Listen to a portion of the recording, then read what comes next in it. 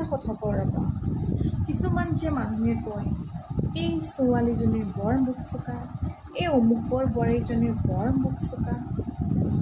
এই যে চোকা মুখবিলাক যে হৈছে, আপুনি কি ভাবে নেকি এই জন্মতে শিকি আহিছে? আৰে ভাই, চোকা কৰিব লগা হয়, কিছুমান চোকা মানুহৰ পাল্লাত পৰে। কাৰণ চব কিছুমান মানুহ আছে বহুত তেৰা তেৰিকৈ হাঁহি হাঁহি ধুনীয়াকৈ কথা কৈ দিয়ে।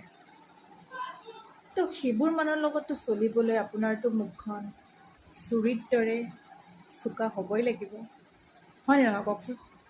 যদি হয় মোক কমেণ্ট কৰি জনাব হা। তো পৃথিৱীখনত চলিব লাগিব ন, তো চলিবলৈ সেইবোৰ মানুহৰতো মুখামুখি সদায় হৈয়ে থাকিব লাগিব। তো ৰিপ্লাই নিদিলেও মুস্কিল, ৰিপ্লাই দিলেও মুস্কিল। তো আপুনি কি ভাবে, চোকা হৈ চলাটোৱে ভাল নে চুপচাপ শুনি থকাটো ভাল? ক'বচোন মোক।